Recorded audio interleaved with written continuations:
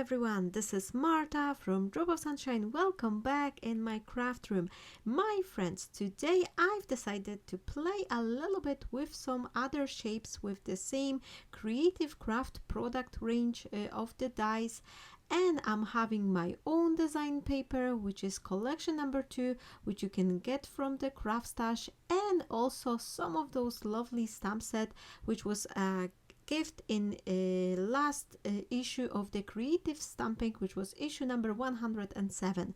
My friends, I'm starting off from creating this shaped card base, and for that I'm using this very thick linen cardstock which I have, and I cut 2 of those rectangles, and these are one of my favorite type of the dies with this torn edge. I really love that effect. And then I am just gonna be joining them together, creating this top hinge card.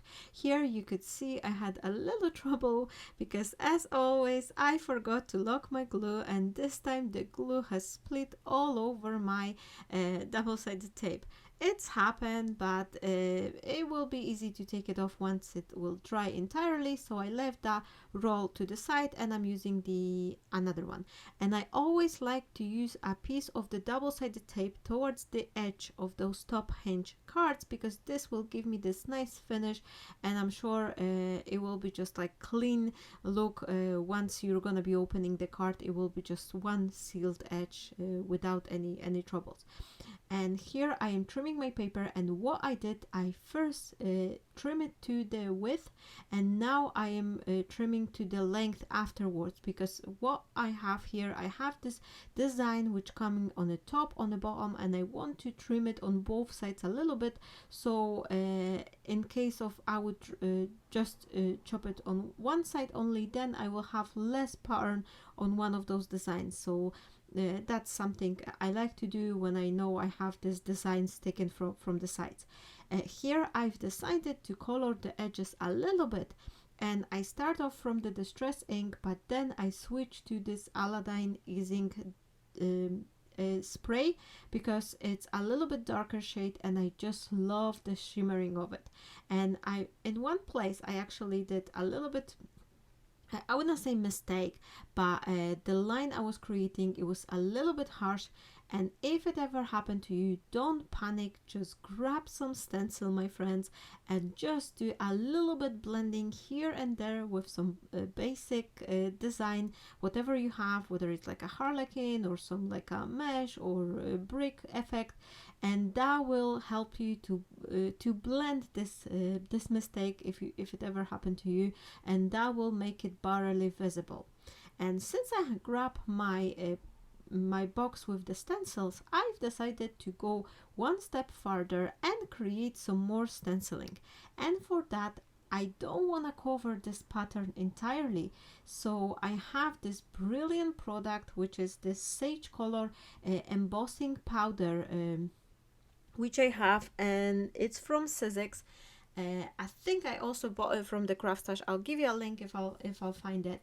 And what this embossing powder does, it's actually semi-transparent. So once you heat it up, it will be like a little bit translucent. So you're still gonna see a little bit of the design from underneath. I'm also gonna combine it with the gold embossing powder, and this is one of my favorite technique. I am grabbing this embossing gold embossing powder, and I'm just sprinkle it like you would add some spice to the dish, just a little bit here and there, and then I am just going over with this translucent one, and once they melt, they just looking beautiful. And here, unfortunately, which I am actually happy, because this is why we create the video, to show you our mistakes and take a learning from it, and it's also an extra learning curve for me as well. Here, one of the leaves, I actually forgot to add the gold powder to it. However, if you're gonna be melting embossing powder and you're gonna be acting really quickly, you can still sprinkle it when it's hot, and just reheat it, and this way no one will ever see you forgot to add it to one of the design. It's easy to do because once you putting the embossing ink through the stencil, you're not gonna be see it as good as normal ink. So those mistakes happen, but we are learning. And even for me, I've noticed that this is something I've been talking in one of my videos previously before as well, that making YouTube video is great opportunity for every creator to learn themselves, because it's different when you're just creating the card, and it's so much different when you're looking over the video, you see how you creating, and then you're spotting all those mistakes and you're learning from it. Now I am having this little like a rectangular design. This is the part of those elements to cut, because each of my collection, they are coming with some ephemera pack, and they are digital, so you can print them on the large cardstock, smaller cardstock, so that will give you a lot more opportunities for changing the sizes to fit your projects.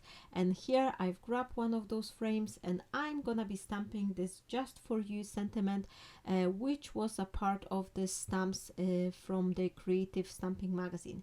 And because I already have some drops of the gold embossing powder, I'm gonna be using the same gold embossing powder for my sentiment.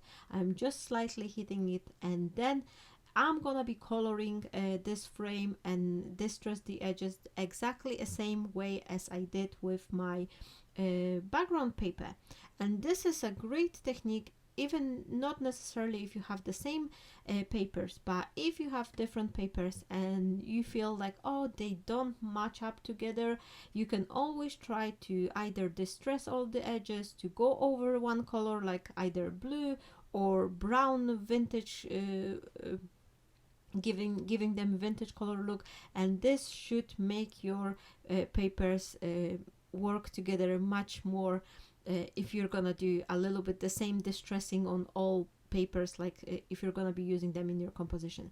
Here I grab a couple of the laces. I've got this white lace and then this lacy ribbon in a blue color shade, and I think they just looking nicely. And because I did the distress ink and the IZINK blue ink on the edges, they all looking nice. And now I am just grabbing, trying to see how I want them to be, and once I'm happy, I am using a dash of the hot glue just to glue them down. Because this all three layers of the lace and this lacy ribbon, they create some bulkiness, I'm gonna be using the foam tape. And what I'm gonna do, I'm gonna be going all over 4 edges, and in the spaces where I have this ribbon, I'm gonna leave myself a little break, so this way it will all level up, and once I place my background paper to my card base, it will be just all one level.